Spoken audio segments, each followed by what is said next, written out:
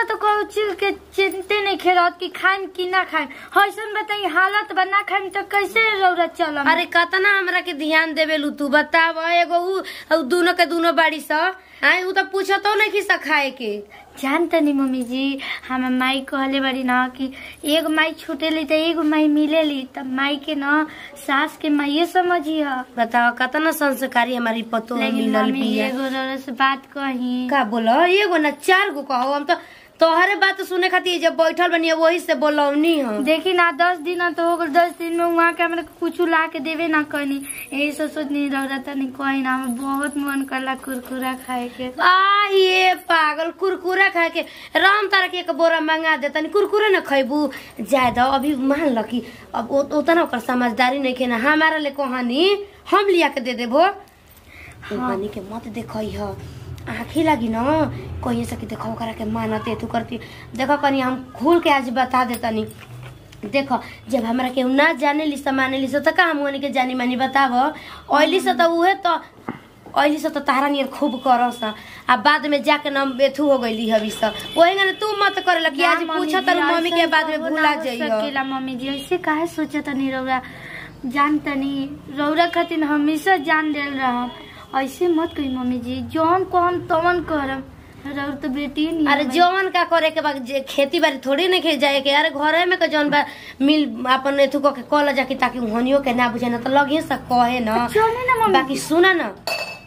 काम कर तनी कमे करी ह हनिए के ज्यादा कर दिए बोलिए से तो हम बानी। हई देखो आइल बिया है 4 दिन के तो इहे घर के मालकिनी हो गल कतना बुढ़िया सिखावतिया हमनी के हेतना दिन से बानी तो हमनी के कोई कदरे ना भइल है। हमनी के लगता के फ्री के आइल बनी जे ई ढेर का तिलक दे के आइल बड़ी आज जाते बानी दीदी ले कहे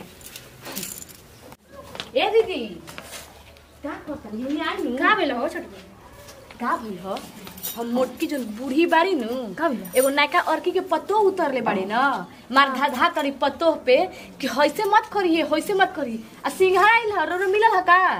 सिंघाड़ा ना हम जानता ही नहीं। हां त नयकी पत्तो के सब खियावत एक मोटा जाव आइल बिया ना सुखड़ा को धइले बाटे चलो चलिए त औरी तौरी मार कहत एक काजू किस्म सब बोड़ा के बोड़ा कहत एक कुरकुरे में आ जाना तनी काजू किशमिश भी ले आलिया के मार खूब खियावत तड़ी हमने के फ्री गइल बनी जा हमने के बाप तिलका ना देले रहन और की उनका का बाप तिलका दे के विदा कइले बड़ा कि ढेर उनकरे के मार मालवा ही बताओ हम तो ई बात कुछ जानता ही नहीं कि का होता है। और रौरा का हम घर में हम तो सानी रे तू करत रहनी न गैया भैंसिया के तो देखत का मत करी है एक कोने उन्हीं पे छोड़ दी है उन्हीं के करियो सन ना तू खा के खाली आराम करी ह ऐसे ऐसे करत है त ना कुल करतरी। हां त चल बूढ़ी के न एगुड़ो नतीजे ना छोड़ल जी खींच के रख दिहल जी कहते बानी हमार तो ऊपर से नीचे तक जीव जर गइल बाटे ओकरा पर धइल बड़ी उ तो पते चल दी धइले 2 दिन के 4 दिन के आइल बिया त खूब मार कइले बिया न करियन से कोनो उतरियन से तो पते चली कहते बानी कि खूब पता चली 4 दिन खूब करी फिर न हुड़ी न तब झोटा लसा तब पता चली। तनी कम काम कर अपन शरीर पर तनी ध्यान द आ कोई हाली खाइल कर दिन भर में हम बबुआ से कह न देतनी जौन मन करते तौन जौन मन करते करतौन लिया के खियावल कर ठीक न आ तनी उन्हीं से चोराइए लुका के खइह कम न तो हमार के बोली सुनबैया 4 ओर से आ इतना सोच ल ई मत जनिए न कि उहनिए के राज बा उहनी के जले हम जिंदा रह कल उहनी के राज ना रही सोच ल चलती वहाँ लोग के ना चली जब तक ले रहम तब तक ले। मम्मी जी जाना त नहीं देखो त नहीं दोनों दीदी जी हमसे बोलत नहीं कि हम का कइले बनी उहनी से ढेर तनी सुंदर न बाड़ू आ तनी लेओ के आइल बाड़ू आ तनी बबुआ जानते बाड़ू करत ताटे मान ल कि नौकरिया त उहनी के और बाटे ना तू समझबू ना हम न कुल जानो तनी हम जैसे कहतनी वैसे बस कर उहनी के छोड़ दो उहनी के चक्कर में मत पड़। ठीक बा मम्मी जी रउरा जैसे कम वैसे करब रउरा है ना त ना हां त हां सोच सुनत नहीं किस ना हो जानता हूँ देखिए सब तुम्हारी के आँखी लागे लगी जा देखा था बबुआ के आवे के टाइम हो गइल बाटे तनी काम हम करे बना के धर बड़ू रोटी है ना रोटी बनैले भैया अब वहां कइबे करम लगले खिया हुआ दे। अच्छा जाते ओहो हो का मम्मी जी अपन नइकी पतुहिया के सिखा देनी हां सिखा देनी हां कि काम मत करी ह हे भगवान तई कोनी कि उ सुतल बैठल बाड़ी से त जाके अपन बना ध द रोटी बबुआ आवेला त उ रोटीए न ज्यादा खाला। अच्छा और तनी फोर भांग देल रहती त तनी ठीक रहित कमे काहे फोरनी है आ कजुए किसमिस के बड़ा वाले में तनी रस्तिया में सुने तनी के कुरकुरा के बोड़ा लेल बनी। अरे एकदम पागल तोरे बबुआ मंगनी रे कुरकुरा कहत नहीं कि इनका तो बबुए नहीं के तो कौन बबुआ आ गई। हम एकरा बबुआवा खातिर कहनी हां कि कुरकुरा लिए ई कहते कि धोइले बनी 10 गो रुपये तनी बबुआ के लिया दी बहुत माने ले हम का रौरे सुनी रौरे ना पहले के उतरल बानी 4 दिन के आइल बड़ी त इहे घर के मालकिनी होई बड़ी। तू देख ला कहनी के कहल का चाहतो सब कपार में चबू सके अपन अपन जाके काम करबू से कुल काम करे के पड़ल बा के जा कथा कहत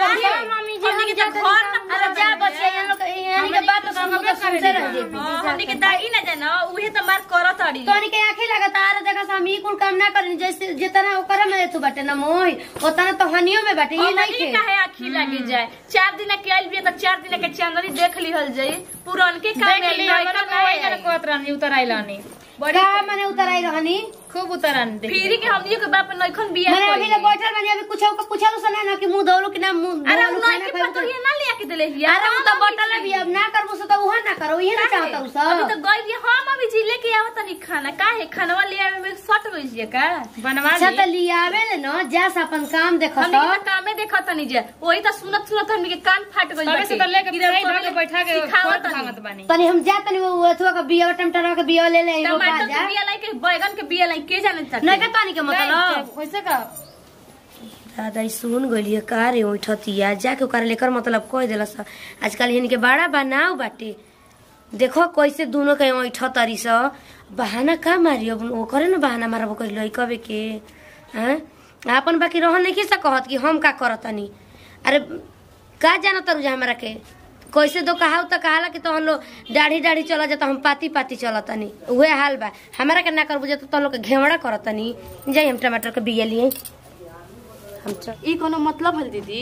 कि हमनी के मर्द नखन कमात तो ओकर नौकरी करतन तो उ ढेर चढ़ के रही का बतावा आज हमनी के मर्द कमातन से त ई दा सब आ ना कमातन से त ये पुड़िया हां हमने के तो घर में बास ना रही निकाल के दुआरिया पर खदेर देती के जासन अपन अपन नई हो चलती चलाओ तरी बैठ के कुर्सी पर जाए भाई 4 दिन के आइल बिया हां नवा नवेली ना करतिया फिर तो उहे हल हो जाई सब उनकर बढ़िया कइल आ धइल निकलिए जाई बड़ी धधा तर न बुढ़ी में ना खूब उतर आइल बड़ी हमारा हई करी हौ करी गोड़ दबाई तो सब निकली गोड़ दबावल आई हो दादा अब देखा महारानी जी निकलल बड़ी है दादा खूब चमकावत खूब मार पहनले बड़ी नया साड़ी लगता कि हमनी के कोनो साड़ी बाटे ना कजुया किसमिसिया खलका दइया लगता कि राते भर में मोटा गइल बाटे ना दीदी खूब चला तरी फला ए दीदी कुरकुरा के बोड़वा का हो गइल झर गइल लागता कि रहिया में कोई लेके चल गइल ह का कुरकुरा खियावतन अब बड़ी सिखावत रहनी है कि हम काजू किशमिश बबुआ ले मंगाएम कुरकुरे मंगा के खिएम का भई दीदी रौरा सब का बोलत इने कुछ कहत है का ना हमनी के का कहल जी हमनी के त अपना में बतियावत जी का दीदी हमनी के मतलब बाटे का बतियावत है दीदी जी हमरा बारे में कहत है का नहीं तू अपना सुंदर हमनी के कहा का ए भौजी तो हम लोग बैठ के बुझाता कि हो गइल बाड़ू 80 बरिस के बूढ़ का ए बबुआ जी नए मेहरानू लाइल बनी तोरकी के मेहरानू वाला का बनता नहीं मेहरारू वाला नइखी बनत हम लोग कहि देखी के लक्षण हमरा खीस बरता तो हम का तो हम लोग बैठ के ढील हेरत रहो दिने राती तो हम लोग के बुझात नहीं खे फूल लेखा मेहरारू लिया के आइल बनी रही 80 किलो के हो गइल बड़ी ये घड़ी 35 किलो के तो हम लोग के नहीं के बुझात रउआ ना कुना भी खींच लेता नहीं 37 किलो का रही तो हम लोग मोटा तरु लो भैंसा लेखा कोनो काम तो घरे बा ना दिन रात बैठ के ढील हेरे के बा झाड़ू धरा लो चलो हो तू बैठा घर में तो के आरती उतरी हो देखा कि बाकी कोई दिन मेहरानू वाला बनत रह तो पते चली कि मेहरानू वाला ना मेहरानू वाला में कितना फायदा बाटे खूब छटक छटक लेता हां और की इन करे मेहरानू ना उतरल बे हमने कोनो भातार बाटे इन करे तो भातार बाटे ये मेहरानू में बाड़ आजाद तो दीदी का करे के बाटे इतना हमने के ज्यादा कर दिया बुढ़िया जितना फोड़ती है भागती है बिगाड़ती है ना ओकर अगवे आई तब ना बात काजू किशमिश खियाओ तड़ी तो सब पते चली आजादी हट दे दे हमनी के काम कर जा हटा दी देख लो ये झाड़ू आई करवाओ तरी लोग बुझाते नहीं खेतानी आवत हो हां भाई। नमस्ते दीदी पहले फोन रख तो अरे तेरा सास का फोन है केहुआ कहो फोन रख पहले 2 मिनट अच्छा दीदी बाद में बतियाई तनी सुन ली का बात बाटे फोन रख तो पहले ठीक बा नमस्ते माने हो दोनों जनी बैठ के मोटई है लो दिन रात हई काम करत रह तरी